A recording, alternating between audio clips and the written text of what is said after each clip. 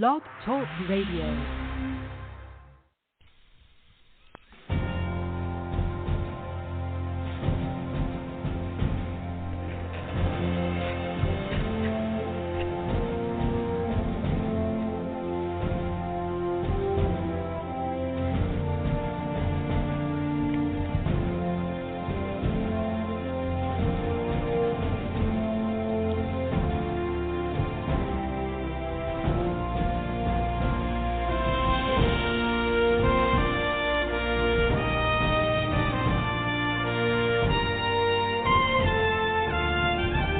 Welcome, ladies and gentlemen, to the Medlock Post radio show.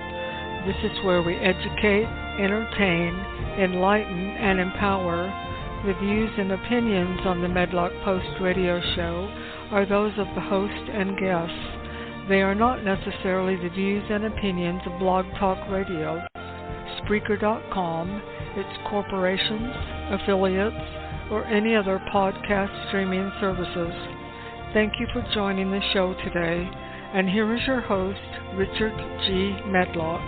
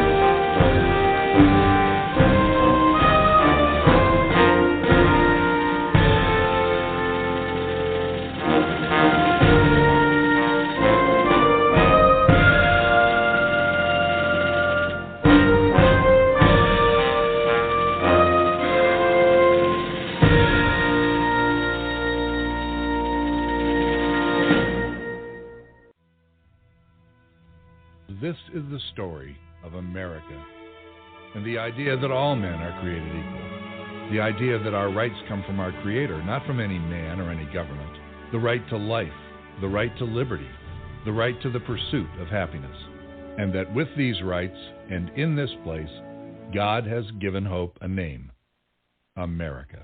I can almost hear them say, America. I hear you calling me, sweet land of liberty. I'm on my way, America. Beckoning with open arms. I long to feel the warmth of freedom's flame. God has given hope its name, America.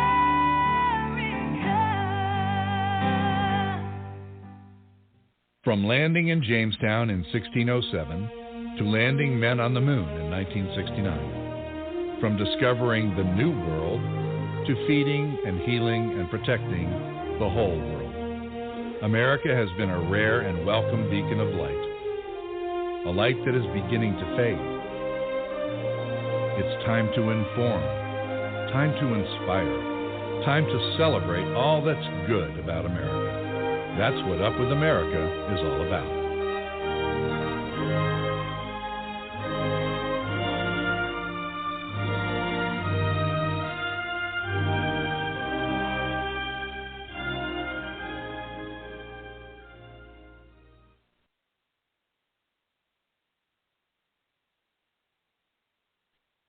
Welcome, ladies and gentlemen. This is your host, Richard G. Medlock, And that was not the voice of Fetterman out of Pennsylvania. He probably wouldn't even understand what that was all about. But that was the Up With America introduction. If you go to the website, it is much longer and very much more informative. So without further ado, on this October 26th, and of course the name of our program is Up With America Part 2. And so we'd like to get a little drum roll here.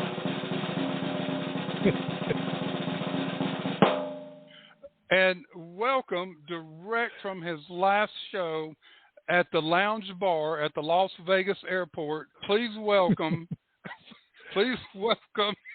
I can't get through that. I don't blame you. I can't either. Listen. Tom Herron. Okay. You have, dude. Let the crowd settle down. They're trying to knock the barriers down. Okay. Okay. Joe Biden walked in, so they shut up. You have lost your mind, Medlock. Do you realize that?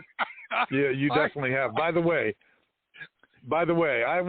let's have some fun for your listeners today. I think we need to do that. Okay. So how did my day start out? So first thing that happens, Richard, is last night at 11 o'clock, I'm asleep in my lazy boy, okay? And the security guard in my condominium complex rings the doorbell, and he comes in and he says, the lady below you has water dripping through her lamp.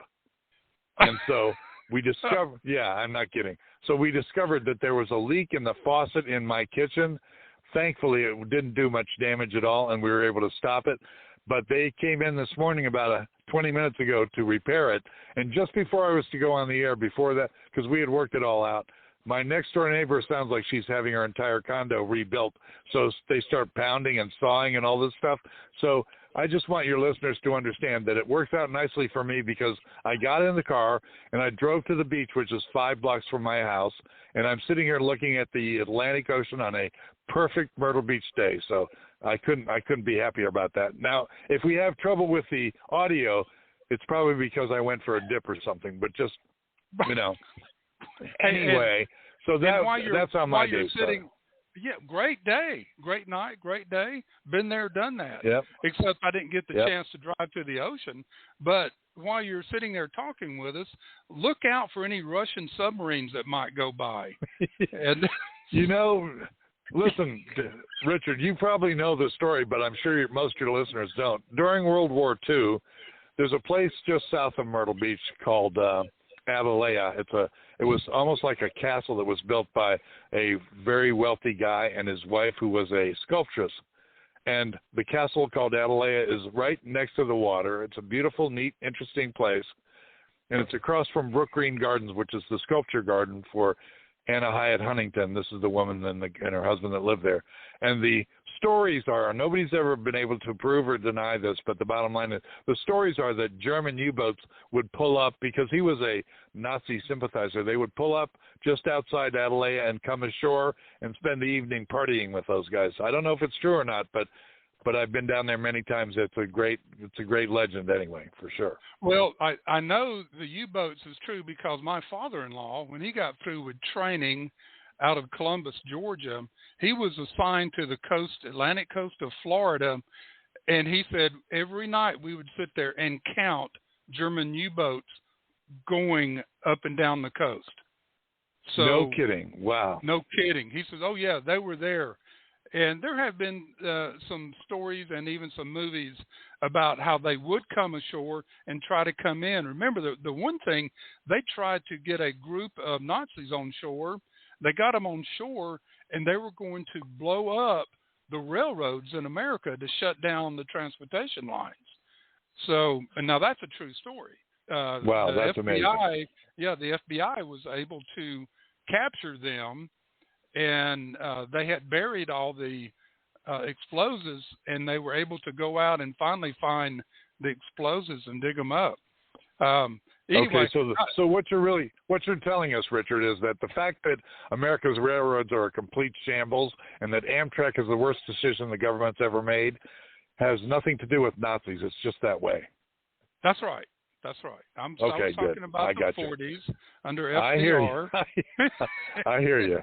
Yep. And yep. we're Unbelievable. not talking about JB today, and the railroads. So they're getting ready to go on strike. This thing that Biden worked out with them isn't holding. It's falling apart. All righty. Yep. But before we go any further, Tom, we have to do a shout out to Diane Canada of Lady Up America. She fell. We sure do. She fell, broke her foot, was running around several days like, it hurts, but I'm okay. And then finally, when it hurt enough, she went in and she had a broken bone in her foot. She's got plates and screws and all of that stuff. So I want to, in honor of her today, Tom, I don't know if you've ever heard this or not. For Diane Canada, I want to play her anthem. Okay, go for it. I'm just crazy about her.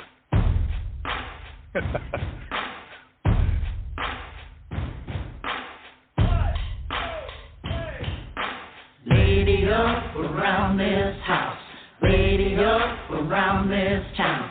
Victory on the battleground, we claim it now.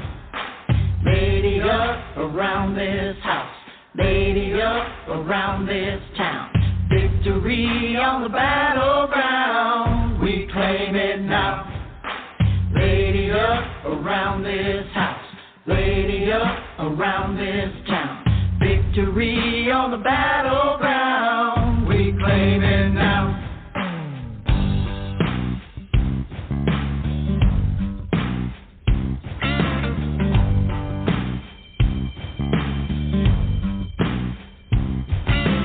Women of America, here's some breaking news. Ain't no cavalry coming to save the red from the rabid blue. We have the power, time to take the field. Step up and into your ruby red heels. Taking back this house, taking back this town. Mama, don't back down, just a lady up, lady up, lady up. Sidewalks are for bicycles, not for angry moms. Our children will know peace again, 'cause we're on the job. Yeah, we're fired up and we're ready, so give us a little room. Get up. Our faith don't move that mountain now, just watch it move.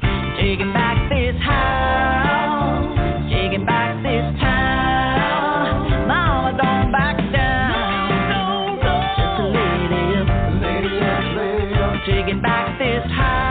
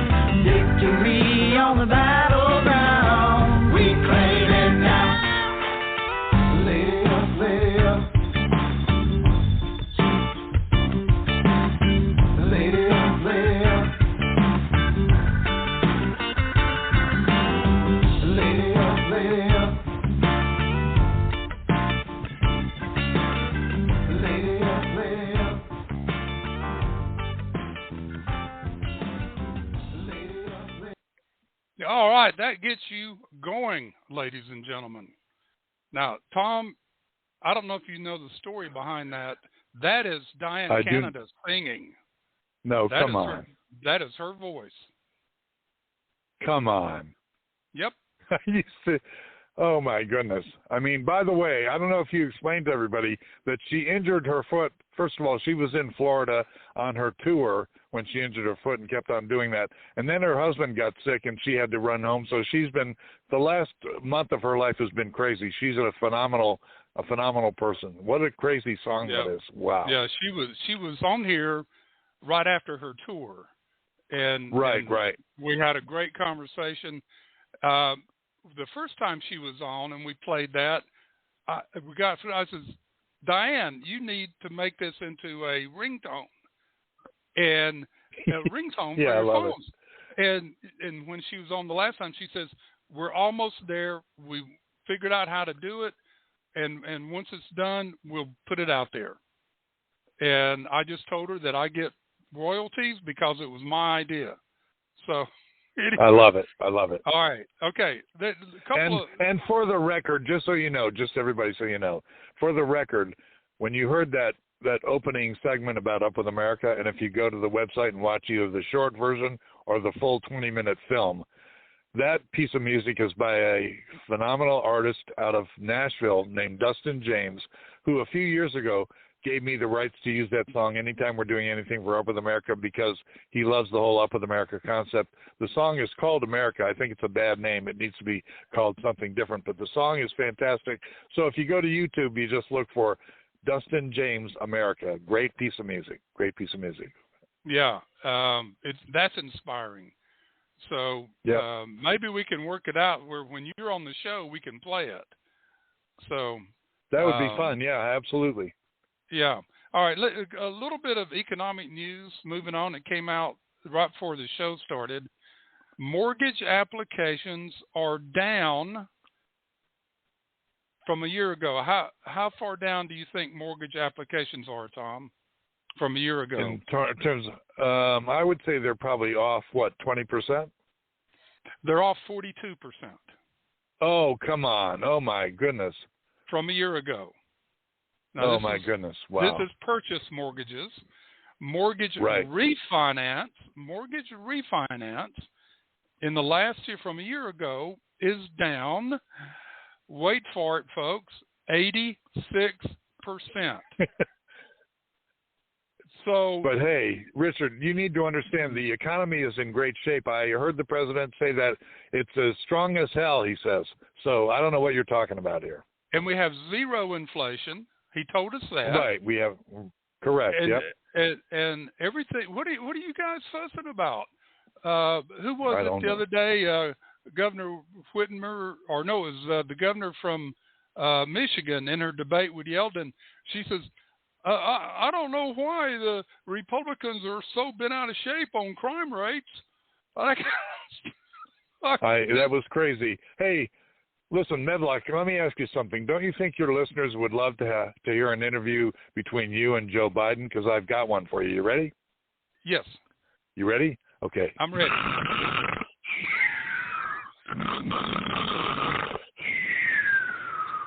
I mean, the guy fell asleep in the middle of an interview.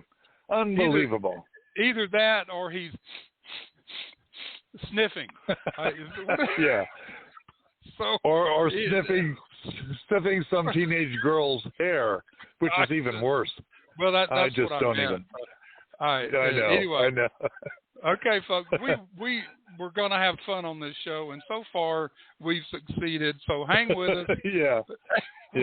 We're eventually, folks, we'll talk about something semi-serious. So let's go there now, Tom. Oh, and by the way, folks, the Powerball lottery today, this morning, is at $700 million. So if you want to waste your money and pay taxes by going out and buying tickets, and some one person or two people win the lottery because everybody just poured all their money in there, then go ahead. But it's up to $700 or million.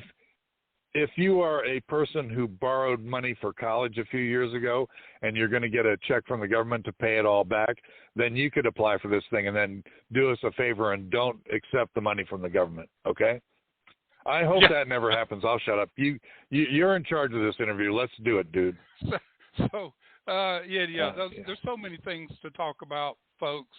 I know. And Tom and I could sit here all day and talk about stuff.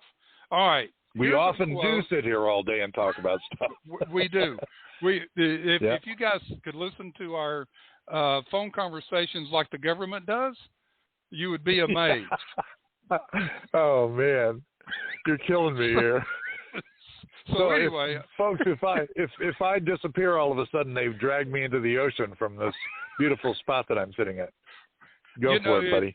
Either that or the oceans rise so fast because of global warming that you just get washed away. Yeah, in fact, I see John Kerry's boat out there right now. I see it. He's out there. His big 5,000-foot yacht out there. Yeah, exactly. Yeah, it has a landing place for his own jet helicopter. It's amazing. We'll get to this. I have to read this quote from his talk yesterday. Okay. We're going to do a soundbite later. But he says, and that's just us. During the summer, the Arctic was 70 degrees above normal. The Antarctic was 100 degrees above normal Fahrenheit.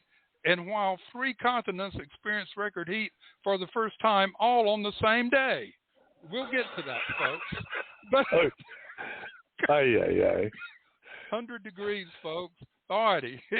Let's get to this serious quote by Cleon Skousen, who wrote 5,000-Year Leap, the best book ever about understanding the Constitution of the United States.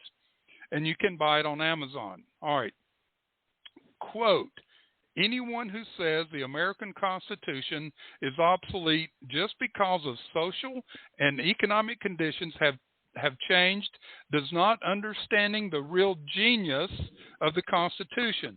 It was designed to control something which has not changed and will not change, namely human nature, unquote. Tom, wow. Unload. First of all, I haven't finished reading that, and I appreciate you giving me that. And it's amazing to me that after all this time I was not familiar with that. That is a phenomenal book. I implore all of you to go to Amazon or wherever and get a copy of it. It's just amazing. So let's talk about the substance of that. But here, what's the Supreme Court justice that just passed away? The female, I can't think of her name for some reason. Ruth Bader. Yeah, I called her Ginsburg. Ruth That's Buzzy. the one. Yeah. Yeah. Very true. Absolutely. Anyway, I will never forget, and this leads to my answer to the question here. I will never forget that about 10 years ago, she was doing an interview on either Al Jazeera television or something in Egypt. I guess it was in Egypt, and it was an interview. They were talking to her about also. She was there giving a speech. She was there giving a speech. True. And then she did an interview with this guy, and he asked her some interesting questions.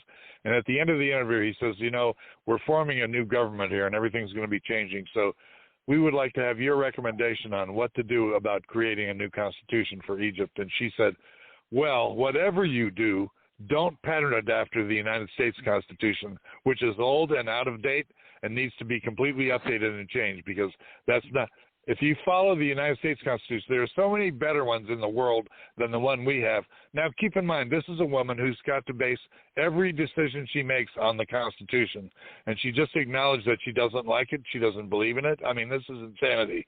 This is the kind of stuff we go through. Yeah, well, and she should have been impeached right then. Yep, I totally agree. Look, nothing is perfect in the world. In fact, the reason the Constitution was written the way that it was because they knew there were a lot of imperfections and that the times will change and things will change along the way. But it's this amazing document that accommodates change better than anything. Now, think about this, folks.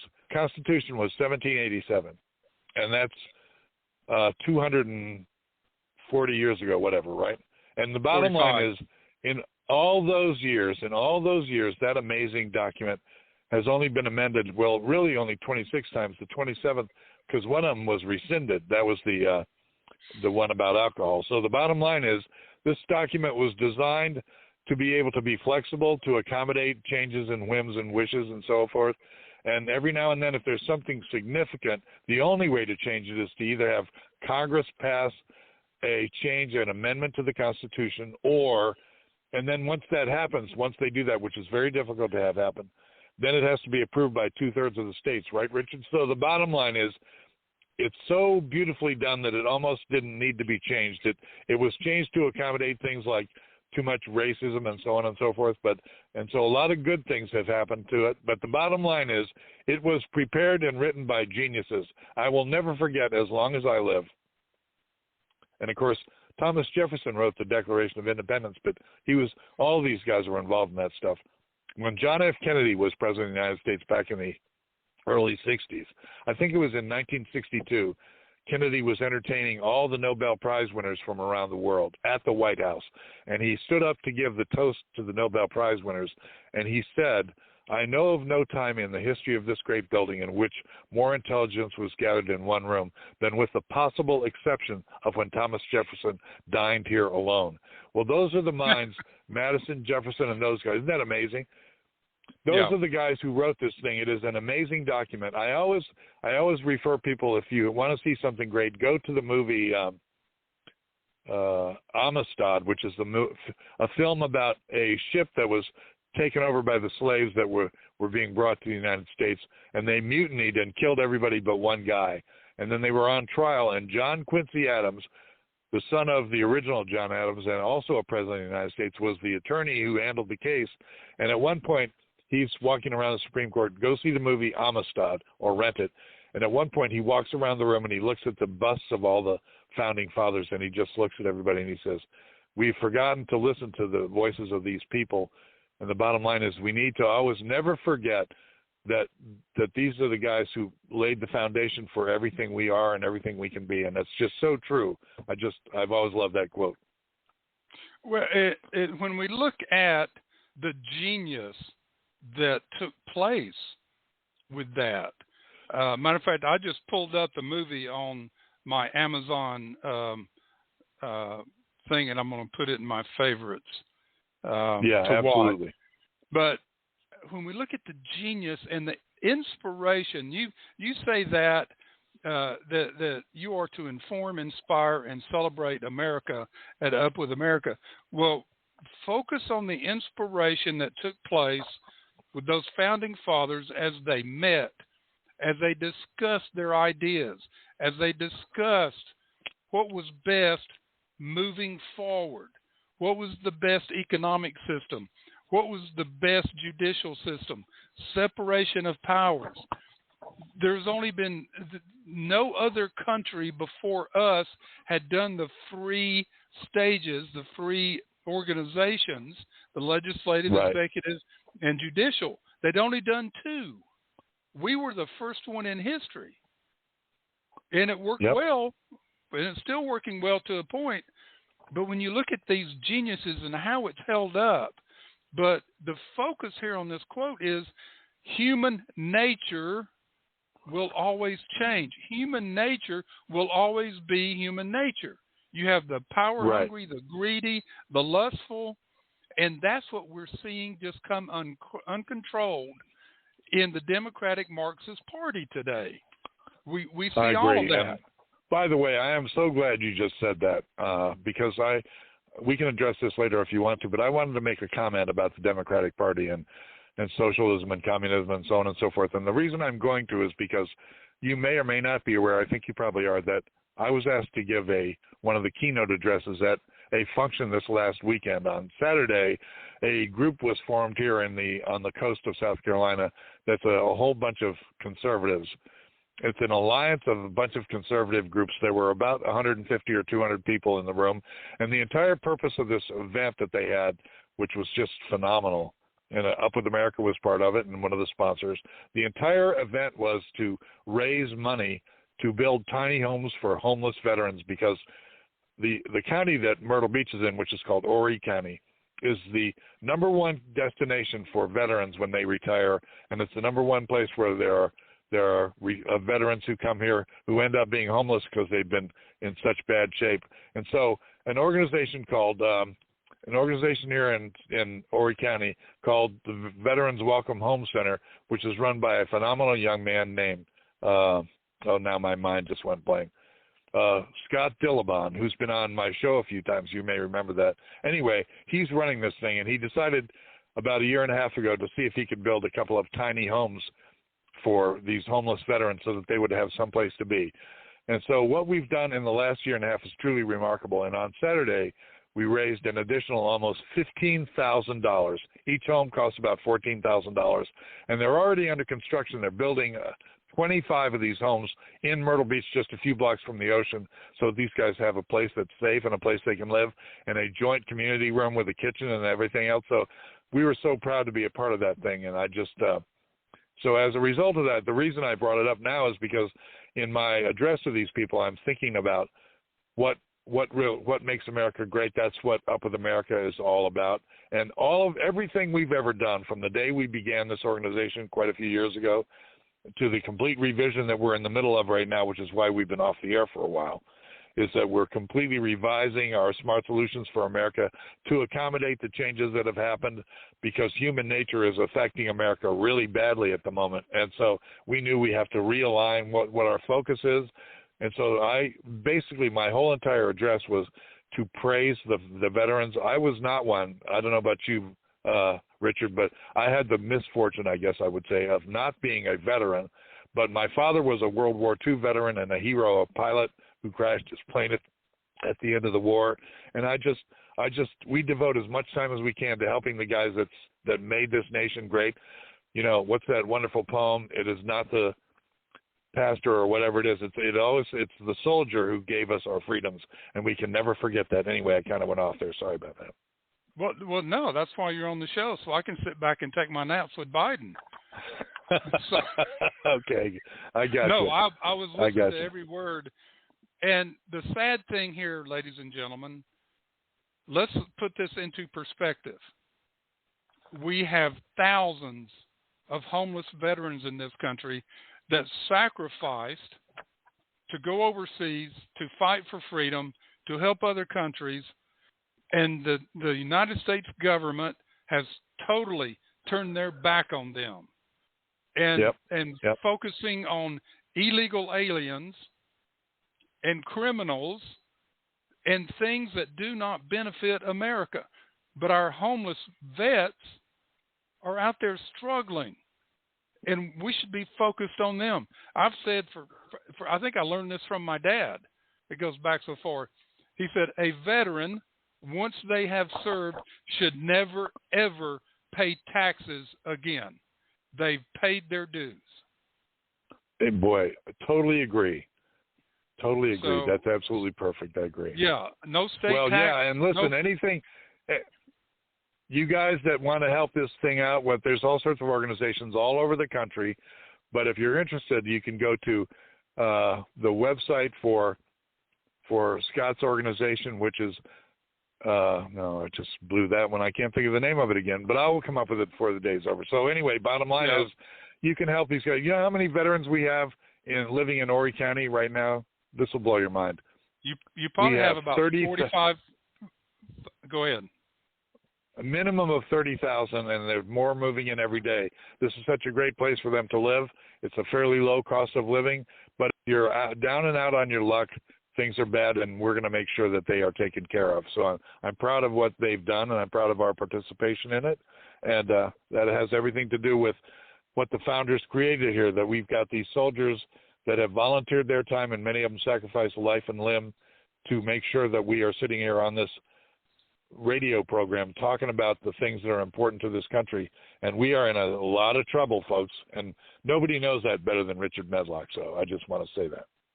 Yeah, well, thank you. We talk about the Constitution, and of course we had the original Bill of Rights, 10, and then you've had the additional ones through the years, and of course the Prohibition, and of course they repealed that after too many people were getting rich over bootlegging, and then and they weren't getting taxes, and the people the citizens were upset, and so the government learned and came back, and then we were able to stop slavery with an amendment. But there have been some other amendments that have caused problems, and certainly one of them is the 17th Amendment, where the senators were instead of being appointed by state legislators, were elected by the populace, and that has been nothing but problems. All right, but going Correct, back because to it completely that decision completely changed things, because the name of this place is not America, even though we have songs like that. The name of this place is called the United States of America. And so the way that was supposed to work is that the states would choose who they would send, not the people in the voting booths. I mean, it's just crazy what happened. Anyway, go ahead. I'm sorry. Well, what that did is that affected the 10th Amendment, the states' right, and it took that last protection it had. The senators were supposed to protect states' rights from the House of Representatives. That went away with the 17th Amendment. So the states lost their mouthpiece in the United States Senate. And we have seen what's happened. I talked about this yesterday, how the federal government has taken over the states through federal welfare. Now, I talked about that yesterday, so we're not going to harp on that today. But I want to throw in here, Tom, another way to improve the Constitution or improve America is through the Convention of States. And this amen to that.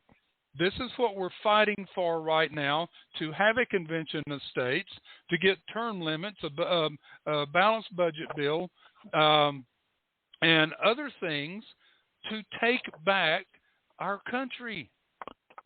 It is just in rags right now, and we, the people, are the ones that will bring it back.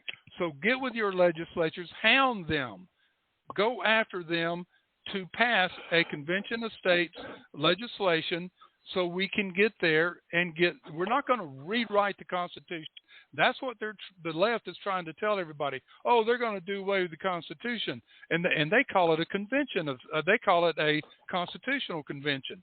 No, it is not a constitutional, it is convention of states where we're going to correct some errors that are taking place and being taken advantage of. Term limits, folks.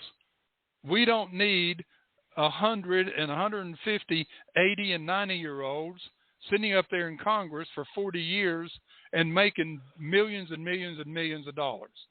That's got to stop.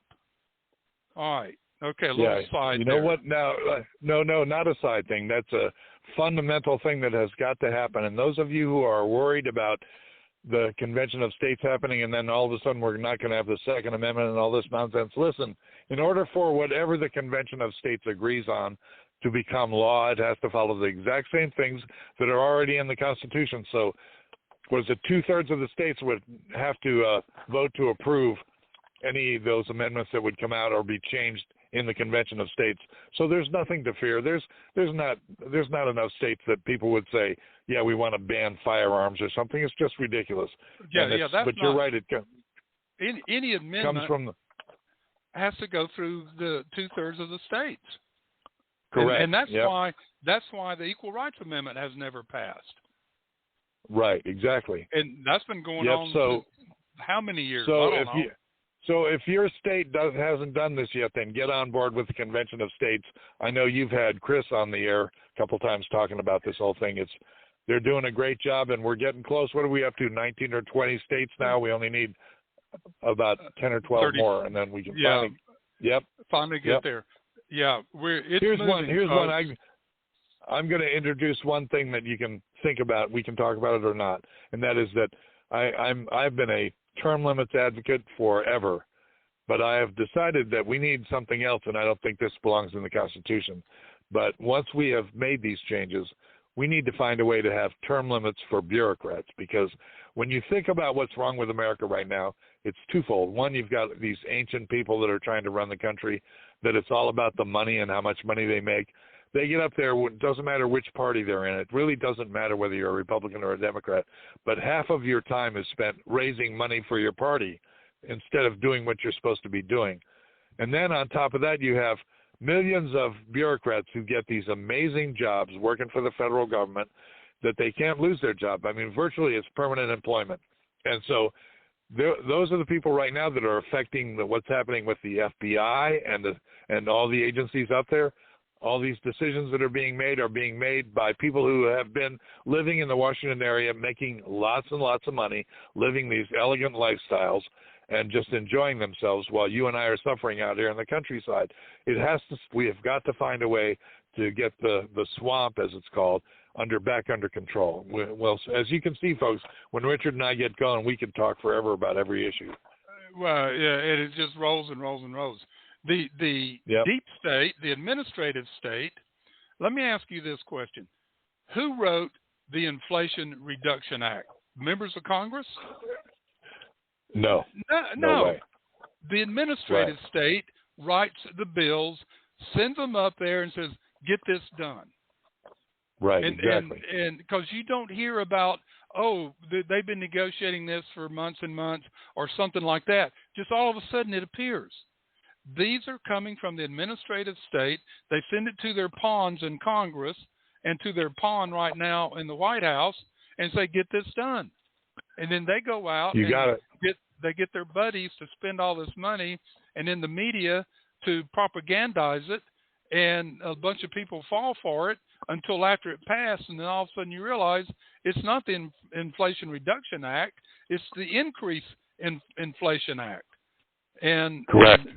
Just keeps running the national debt up and so forth. So these are the things that you just have to constantly look at. So Convention of States, if your state hasn't already passed, and you can go and check. You can also go to COS.org, conventionofstates.org, or just search Convention of States, and it lists the states that have already passed, states that have passed it in one house. They're waiting for the other house to pass it, and others that are discussing it or they have it on the agenda to discuss. So you can go there and find it out on your own. And that's what we try to do here. And Tom, I want to bring this up. We're talking about the Constitution. I've brought this up for the last 2 or 3 weeks because when I was doing the Renew America's Purpose, and it's a great article written by Russell Vogt from the Claremont Institute, The American Mind, and really gave me a lot of things to think about. But out of that was we should be asking our legislators, when they introduce a new bill, what constitutional principle does this bill apply to? Bingo. Absolutely right. Yeah. Explain to us which constitutional principle this bill is going to support and how it's going to benefit the American people and not benefit those in Congress or your compadres out there in the working world. And if we're asking that question, you talking about hemming and hawing and getting crazy political answers. I would love to hear Lindsey Graham answer that question about some of these bills. And, you know, absolutely. It would blow their mind that they're being asked this question. So, and I mean, there's a classic example, okay? It's not that he's done everything wrong. That's not the case. But the bottom line is, after 40 years of dealing, almost 50 years of dealing with Roe v. Wade, finally we get a Supreme Court that realizes not that it's taking a position so much on abortion as that it's taking a position on the Constitution that says the Constitution can't make decisions like this. This has to belong in the states. So what does Lindsey Graham do? The very first thing, he turns around and he proposes legislation to ban abortions on a federal level. Unbelievably stupid timing. Just amazing to me. And he's supposed to be an attorney to understand the Constitution. Who knows? Right. Folks? This is the other thing that we ban at a Convention of States is we ban lobbyists, and we ban congressional holders from receiving any money outside of their pay from the government. You do away with that. And absolutely. One of the solid planks of Up With America right from the beginning in our So Smart Solutions program is that we propose banning former or retired members of Congress from doing any political lobbying whatsoever. That's just I mean, if somebody's been up there for whether it's 5 years or 25 years, and they turn around and now they're a lobbyist and they're going to get what they want, and we just can't allow that. That's all. Go find yourself some other kind of work. Just amazing. That's right. And when you serve your 2 or 3 terms, you're done. There's no government retirement. There's no health care you take with you. You're done. Go back to the working force, the private working force, and earn a living like the rest of us. Exactly. So exactly. We hope that what Tom and I are talking about right now is getting your synapses just popping like crazy and thinking about what you can do, and get out there and start talking and standing up and fighting for the Constitution. That's what this is all about, folks. Now. Well, and I'm so glad you said it that way. I just have a really quick statement I want to make, and we can get into this even on another show. But one of the things that we've been doing this last couple of 3 or 4 months is in anticipation of whatever happens in November, on November 8th, because one way or another, whether it's a good thing or a bad thing that takes place, the following 2 years are going to be the 2 most critical years in the nation's history, I believe, since the founding, because what we decide to do or not to do in that time frame is going to have a huge effect on the rest of us. So here's my message to all your listeners. Okay, the bottom line is, what Up With America is doing is we're changing our focus so that we provide you with all the tools you will need to become an activist, whether it's literature or letters.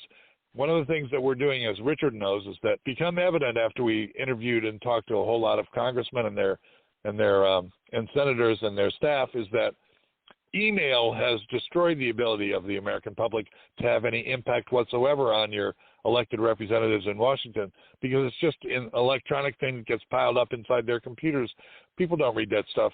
So if you can spend 20 cents or whatever it is on a stamp and put it on an envelope, wouldn't it be nice if all the members of Congress, 435 members of Congress, walked in there every day and there were 5,000 bags of mail from people like you? That makes a difference. Anyway, we are rebuilding all the tools that you will need, both informationally and operationally, to make an impact on your life and on the country's future. And that's what we're doing. Brilliant. Brilliant. And let's not just focus on Washington, D.C. Focus on local and state representatives as well. You have county council, city council. You have your state legislatures, your governor. They need to hear from us. They're, in our state, it's okay, but there's some things they're doing that we don't like. We have to speak up for what's going on in our state. I mean, look at some of these blue states. New York, California, Michigan, Illinois. Let me bring this up. As a matter of fact, it's in my notes for today. They just passed a bill. The governor just signed it. It takes effect January 1st. No bail for anything. You can go out and kill 20 people, and there's no bail. This bill will handcuff police, and it's turning the judicial system totally upside down. Why have judges in Illinois? And I'm telling you right now, the people in Illinois, local mayors and police chiefs, are screaming and yelling in Illinois right now. I mean, this bill turns everything upside down when it comes to the law. It's giving all the favor to the criminals and totally ignores the victims. Look it up online, folks. Look it up online. Read the article.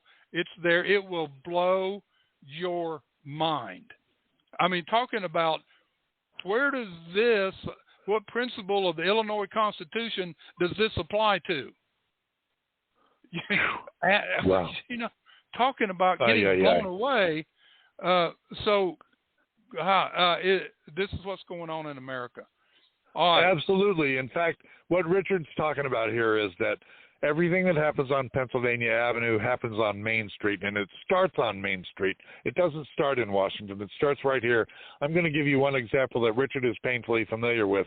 About 10 years ago, a little over 10 years ago, the Myrtle Beach area, the Myrtle Beach city government was convinced by a group of business people, largely the Chamber of Commerce here, to create and pass a thing that had to go through Columbia, the state legislature, called the Tourism Development Fee. Now listen to this carefully, folks. Can you imagine that every time you have a meal at McDonald's or buy a pharmaceutical product at the store or anything else that you purchase, if you're in the city limits of Myrtle Beach, the city, you pay an extra penny for what's called the Tourism Development Fee. So 1% tax, that money goes to pay for tourism advertising of all the hoteliers and the restaurants and so forth. In other words, instead of them spending their money to market this place, we're spending your money and the tourist money to do that. And then they knew that would never pass. That's not going to pass. Here's how clever they were. They came up with this idea that since there's nobody going to approve paying an extra penny for everything so that we can market this product and the beach and everything else. So what they did is they said, and we're going to take, if you own a home in the city of Myrtle Beach, we will reduce your property taxes by 80% if we pass this thing. So do you think there's any homeowners in this town that are going to vote against that? It was in effect starting 10 years ago. It's in effect for another 10 years. It is a complete nightmare. Most constitutional lawyers say it's probably completely unconstitutional to take a retail sales tax and use it to pay off the property taxes of other individuals. That's just insane. But that's the kind of thing that's happening here and everywhere. And as a result of that, it bleeds its way into the Washington scene, and they're getting used to doing the same kind of nonsense up there. Yeah. Let me just quickly go over this Illinois thing. The headline was please. America's Most Dangerous Law. Illinois candidate warns of anarchy after criminal justice overhaul. New Illinois criminal justice reform bill may cause citizens to take the law into their own hands, says congressional candidate. Crime in Illinois could spiral out of control after a new law overhauling the state's criminal justice system goes into effect in January. The mayor of a Chicago suburb, and that's Orland Park, Mayor Keith Pacal, and he's running for Congress in the Illinois 6th District. All right, this is what the bill does. It's called, remember, the name of a bill doesn't say what it is really about. The Illinois Safety, Accountability, Fairness, and Equity Today Act, the SAFE-T Act. Now, there's that word equity, folks, and fairness. All right, it changes multiple parts of the Illinois justice system with provisions like ending cash bail, limiting how flights determine whether defendants are flight risk, and allows defendants under electronic monitoring to leave home for 48 hours before they can be charged with escape. Boy. Now, you talking about, let's the word, he says, this is going to cause anarchy. People taking the law into their own hands. Let's put it another way. Citizens protecting themselves because the government won't. The Constitution, the preamble says they are to ensure public tranquility, domestic tranquility, ensure domestic tranquility. I talked about this a couple of shows ago, and I went down all this list. Defund the police. Does that ensure domestic tranquility? No. So here's a bill passed in the Illinois Congress, signed by the governor, to give criminals just carte blanche. Go do what you want to do. And citizens, you're on your own, but you know what? You can't buy guns. We're going to take your guns away. This is total, absolute insanity, and my blood is boiling over this. I don't blame you. Well, did you watch the New York debate or the highlights from the New York gubernatorial debate? I was in total shock. I forget that gal's name. That's the current sitting governor who was appointed. Klucher. Yeah, correct. Anyway, so they were talking about these very same subjects and the problems with crime and everything, and she literally turned to her challenger and she said, "I don't know why you're so upset about this issue. Why is this such a fixation of you people? You people with this thing about crime. I mean, I'll tell you why. It's because my daughter gets on that damn subway every single day, and I'm scared to death about it. This is insanity what's going on in this country. It's absolutely bizarre. Ensure domestic tranquility. It's in the Constitution, folks. Right. Yep. So this bill... by the way, provide for the common defense, which our current administration is also not doing, but we won't go there today. No.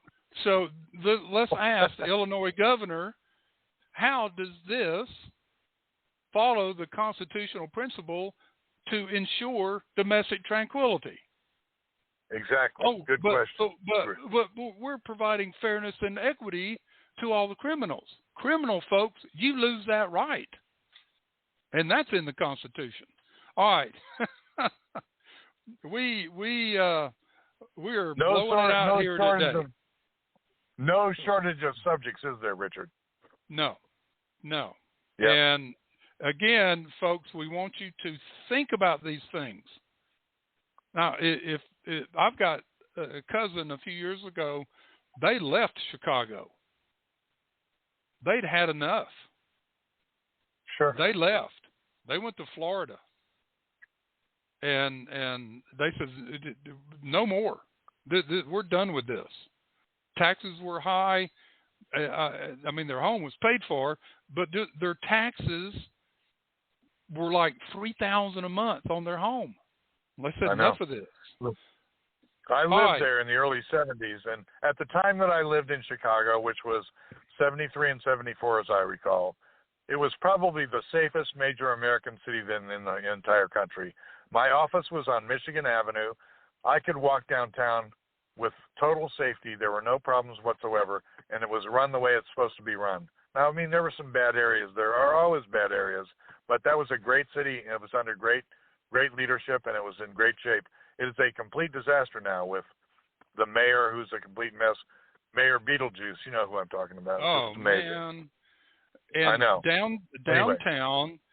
Downtown Chicago, I used to go there when my aunt and uncle and all lived up there. We'd get on the train and go up there.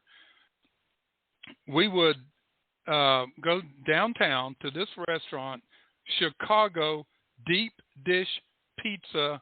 Does not get any better. Does not. I mean, that was top of the world.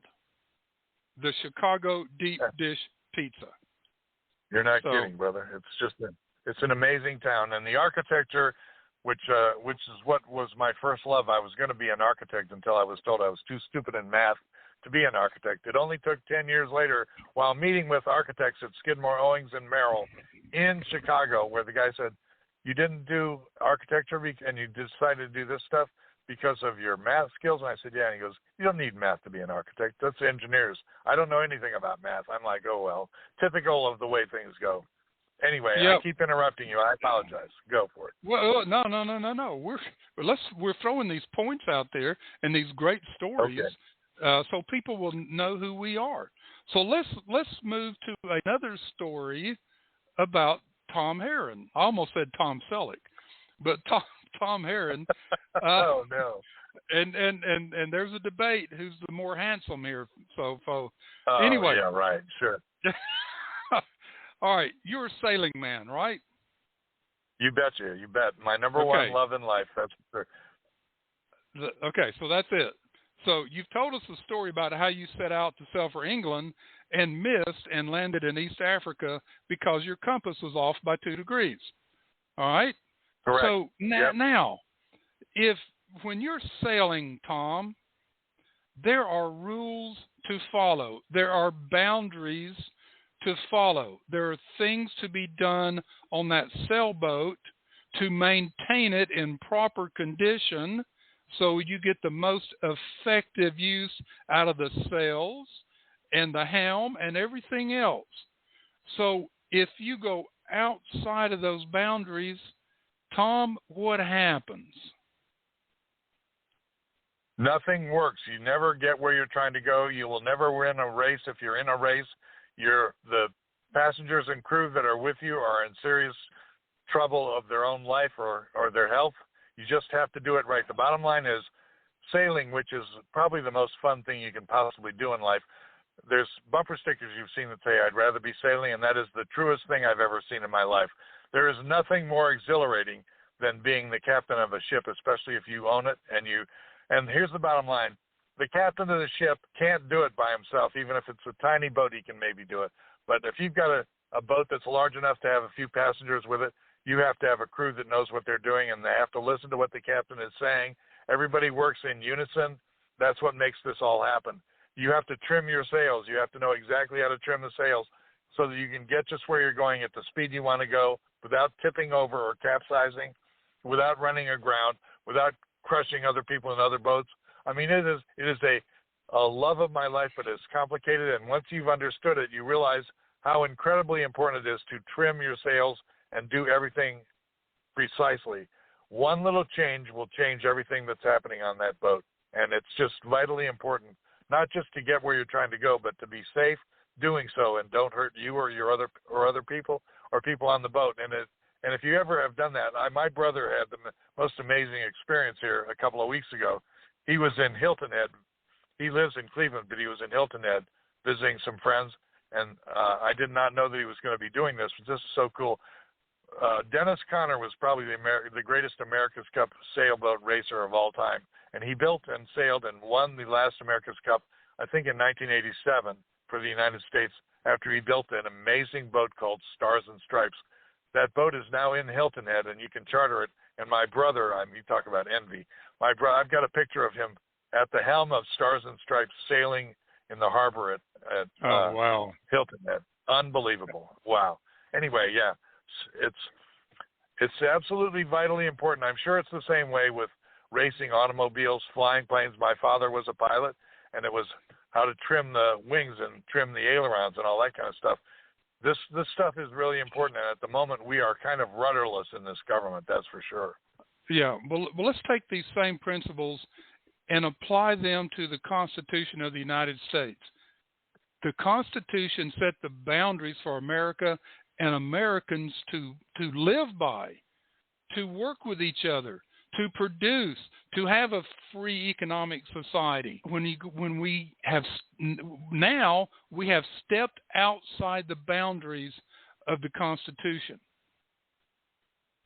Now what? Well, I'll tell you something, my friend. And we've stepped outside the boundaries of the Constitution on a technical basis, but we all need to always remember that, as John Adams said, the Constitution was made for a moral and religious people. It won't work to govern anybody else. It's that simple.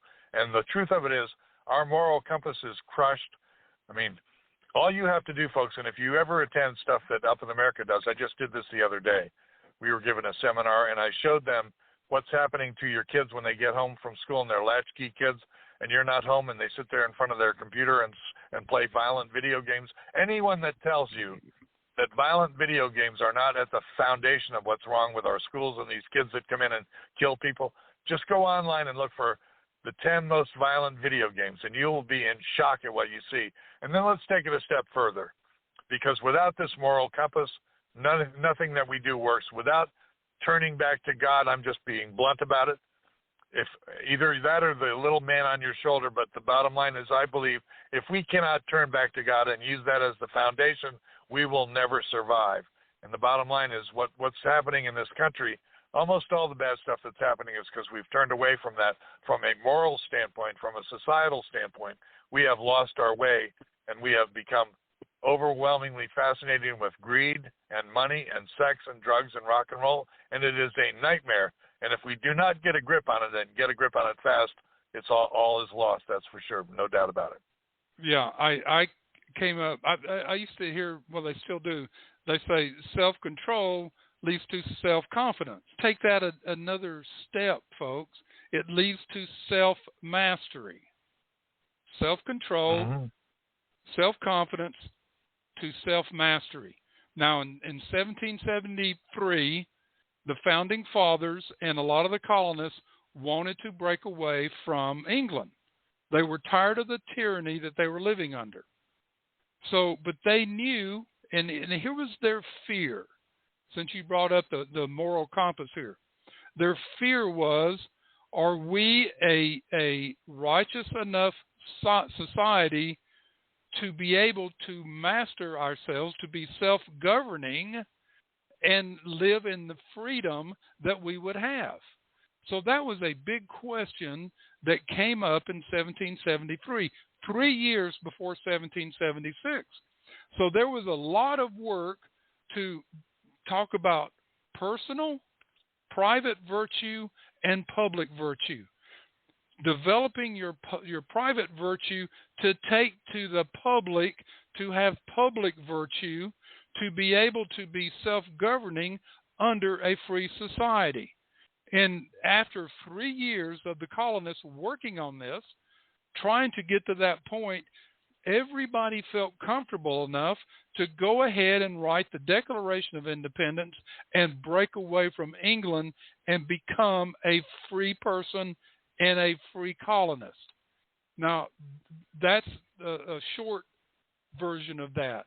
But that this private virtue and this public virtue has to be a focus in the United States right now for the Constitution to be upheld and to continue as the law of the land. Tom, what do you have to add to that? Well, first of all, that was so well put, I would not want to say anything that would change it. So I will just add the following. Any of you, we could talk about other subjects forever, but any of you who have been paying attention to what's going on out there, and I will admit that it's hard to do these days, and which takes me to the whole thing about the mainstream media and the nightmare that we're living, because we can't do anything without good information. And I'm guessing that if, based on what takes place here in the next couple of weeks with these elections coming up, a lot of it has to do with the fact that the vast majority of Americans are simply uninformed. They have no idea what's going on because the mainstream media and the people, the technical giants that control things like Google, I don't know if you saw that report yesterday where Google is literally working overtime to make sure that so-called conservative websites and other stuff like that, like on YouTube, don't find their way onto the first page of a search. It all ends up with the other stuff. So the bottom line is, if we can't get good information, then we can't make the right decisions about what's happening. If you don't know that the President of the United States yesterday, the President of the United States yesterday was promoting the fact that he thinks it's okay to have transgender surgery for children without the parents' approval. I mean, I was in total shock. If I'm going to guess 95% of America, if they knew that happened, they would never vote for that guy. The bottom line is, we have got to have more information. And it's a question I have for Richard is, how do we get there? That is a big challenge because the media that existed when we were young men and growing up is not there anymore. You can't depend on it. Frankly, you can't even depend on Fox News because obvious way to react to everything is to take a right-wing attitude toward everything. And as a result, it's like we're at each other's throats, which takes me to one more thing that I got to bring up, and that's this. You know, for the last couple of years, the last maybe decade or so, it's been the left against the right, the Democrats against the Republicans. But the truth of it is, even though I've been a conservative all my life and generally speaking a Republican all my life, the truth of it is the problem isn't with Democrats with a capital D. It is not about Democrats. The Democrats that I've known all my life, that I've been able to work with, argue with, and have a slightly different way of looking at basically how to spend the money we have and what the emphasis should be on. This is not about Democrats. This is about socialists, collectivists, and communists who have taken over that party. And if you're a Democrat, you need to take a really hard look at the fact that it's been taken over and they've destroyed what you really stand for. I can assure you that John F. Kennedy and all those guys would be rolling in their graves right now, knowing what it is that's happened to what was a once great party. I disagreed with some of what they did, but a lot of it was just a matter of trimming the sails, wasn't it, Richard? That's what this is about, trimming the sails. Right now, what we've got is we've got holes in the hull, the rudder isn't working, the keel is broken, and the mast is about to break. And so trimming the sails is almost impossible. So, my friends, listen, and we just experienced this down here, Richard, too, is that there's a giant schism within the Republican Party. People are yelling and screaming at each other and everything.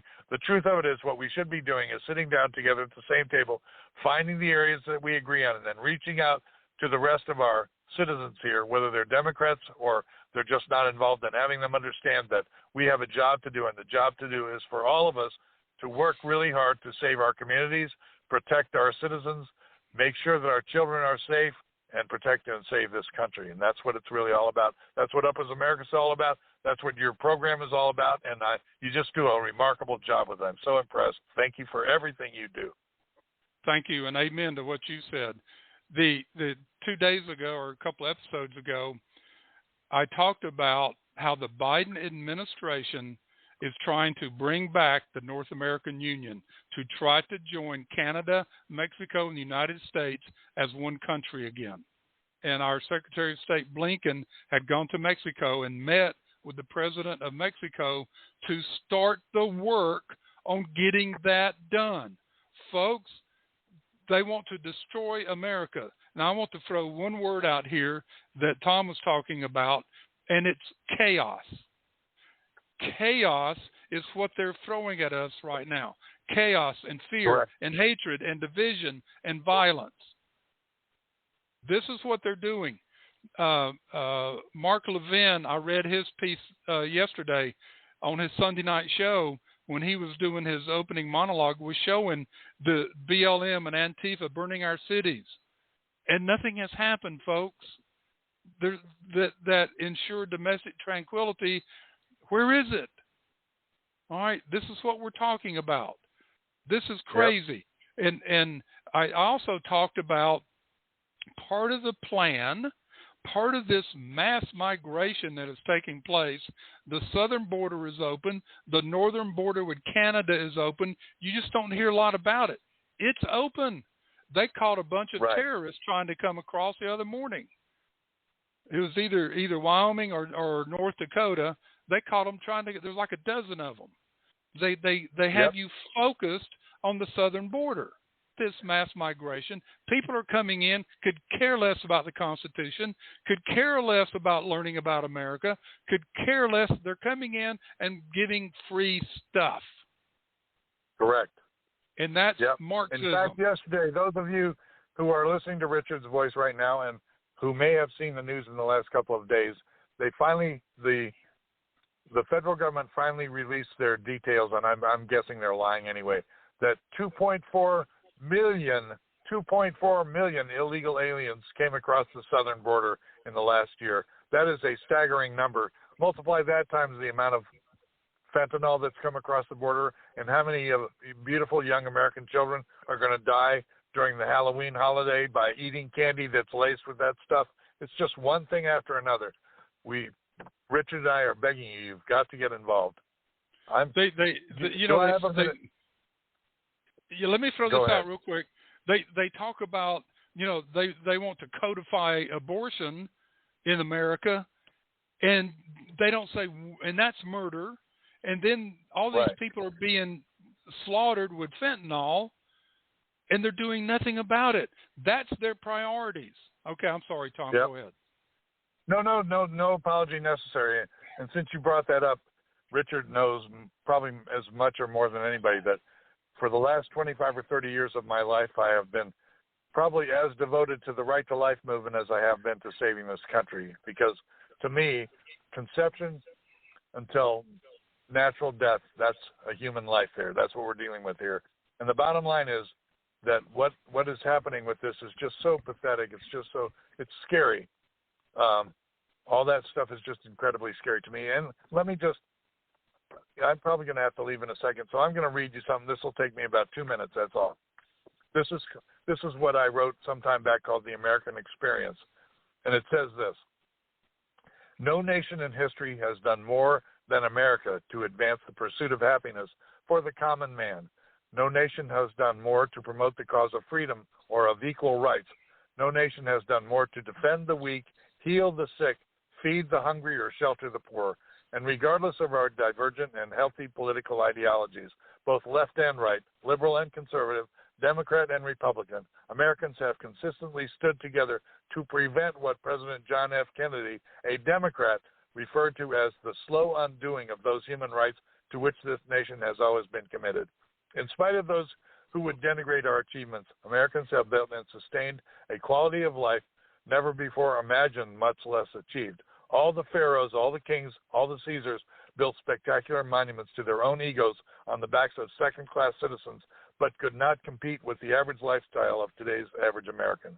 Even today, rocked by largely pseudo-racial and class warfare, out-of-control spending, and a dangerous pattern of greed and excess in both government and business, the American standard of living remains unmatched. That did not happen by virtue of the federal government, folks. It happened by the grace of God and the hard work and determination of those who fought to pass along the torch of freedom and opportunity generation after generation. We have achieved all this because when America is at her very best, her strength is derived not by groups but by individuals and families who are grounded in faith, who put aside their differences, believe in one another, and commit to building a better life for future generations. End of conversation. Amen. Yeah. And grasping these concepts, you don't have to be able to know them verse and sentence and periods and all that. Understand the principles that it's teaching. Understand that. Now, let me finish this thing about mass migration. Here we are talking about it. Sure. They bring it up. Then the World Economic Forum, who is the leading globalist organization who wants a one world order that they control through the United Nations, comes out and pushes mass migration as solution to Biden's failing economy. Oh boy! And our Secretary of what's his name? Can't think of it right now.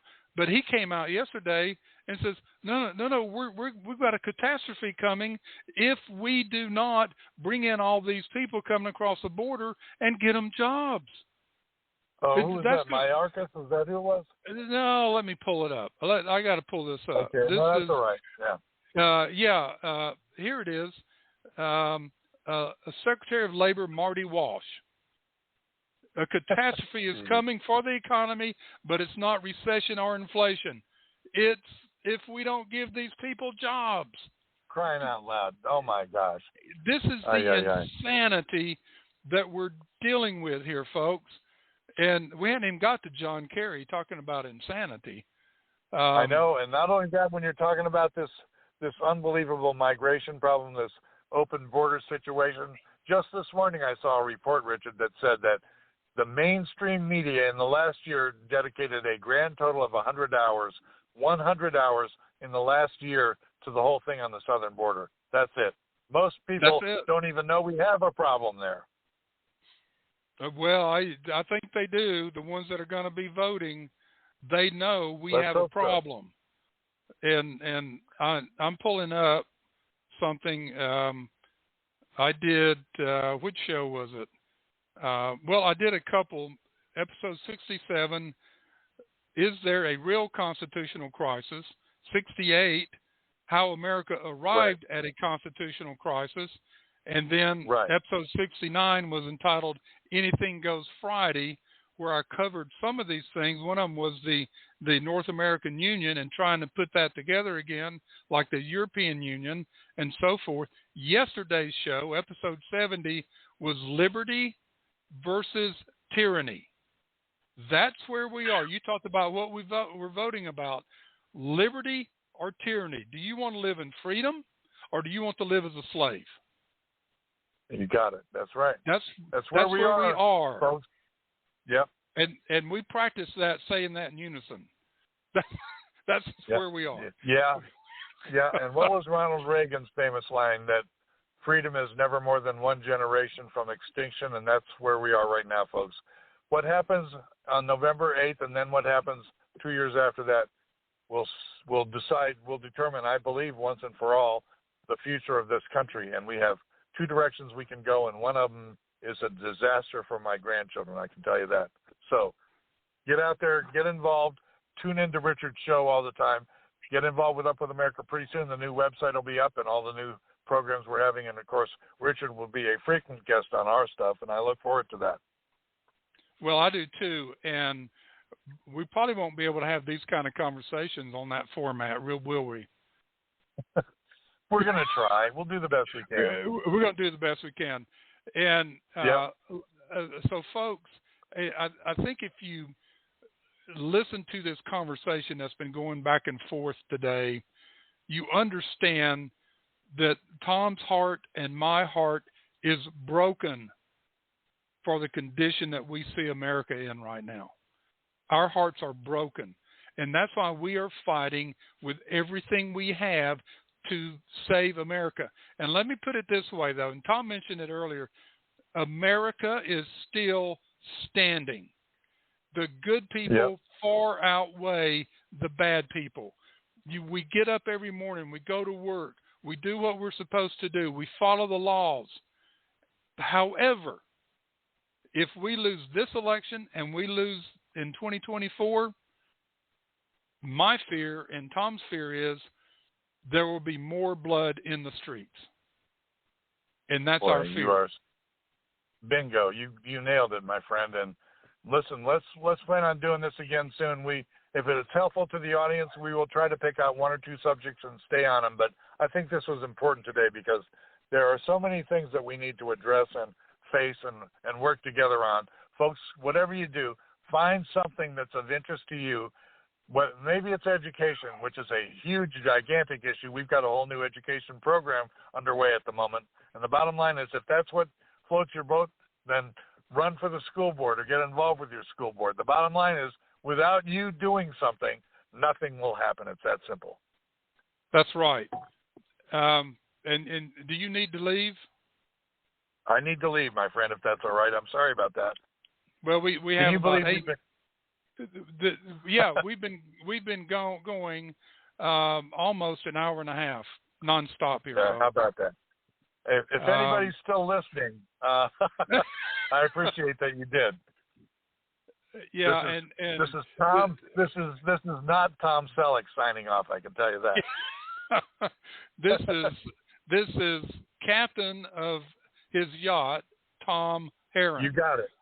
And captain captain of Up With America, that we fully support, sustain, and will continue to promote on this program. I mention Up With America all the time, and like Lady Up America, all these good organizations that are promoting the Constitution, Americanism, liberty, and freedom. We talk about the 917 Society that is doing a wonderful job putting constitutions into the schools. It is opening the eyes of these children. They're just saying, whoa, you're telling us just the opposite. Now I read it for myself. Wait a minute. They're questioning what they're being told in schools. Now, we understand, folks, there are a lot of great teachers out there, but they get their hands tied by the administration. There are great, wonderful teachers out there. I know a lot of them, and God bless them for what they're having to put up with to try to educate our children. And to think, folks, that you have teachers and school boards that want to put this perversion, sickening perversion, into the mind of a 5-year-old is beyond me. 50 years ago, we would have hung that teacher. That's correct. Yep. And now we have a so-called man sitting in the White House who actually is promoting this same exact thing, and actually did an interview with a transgender, I guess it's a transgender guy, I don't know what it is, whatever it is. And he did this whole interview, and then he reached out and said to everybody that he supports transgender surgery and all that kind of stuff for our children. You've got to be kidding me. Well, I know a lot of parents that are saying, you put a hand on my child and you will pay for it. Good. Amen. Amen. Just Richard like these Medlock, guys. you're the best. Well, you're thank the best, you. buddy. Thank you for your time. Keep it up. And go jump in the ocean and cool off a little bit. Okay. It's a deal, buddy. Hey, I'll talk to you soon, all right? Yeah, let's talk this afternoon or tomorrow sometime. There's a lot of questions that you've brought up in emails that I want to discuss with you. You have some great ideas, and let's start putting these things to use. Ladies and gentlemen, what a great show. Yeah, if you stop listening to this, you're a Marxist. Okay. I love it. Or you had to go to work. Take care, my friend. All right. You take care, Yep. too. Thank you. And you'll be back in 2 weeks, the day after the election. We're going to have a special show You got it. on the Medlock Post. Awesome. Great idea. Great idea. Thank you. Thank Bye, you. folks. Have a great day. All right, ladies and gentlemen, wow. I guess the only word for this is we did a little rock and roll today. And that's where we are. Of course, there were a lot of things we did not get to, and we don't have time at this point. We only have about 4 minutes left.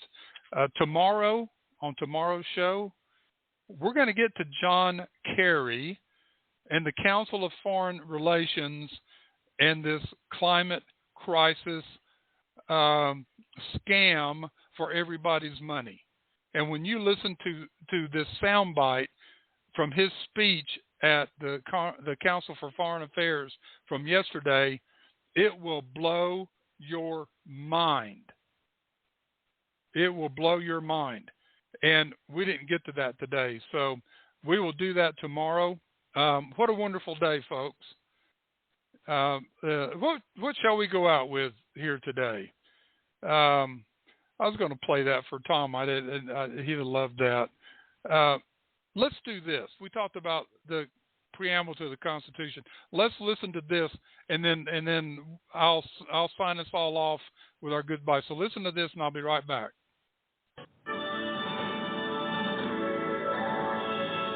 We, the people of the United States, in order to form a more perfect union, establish justice, ensure domestic tranquility, provide for the common defense, promote the general welfare, and secure the blessings of liberty to ourselves and our posterity, do ordain and establish this Constitution for the United States of America. There it is, folks. We talked about the preamble earlier. There it is, short and simple. The responsibilities of the federal government are in the preamble. And they're failing completely today in doing that. All right, let's go out, some music here. Let's go out with Where the Stars and Stripes and Eagle Fly. And folks, that's it for our show today. We will see you tomorrow.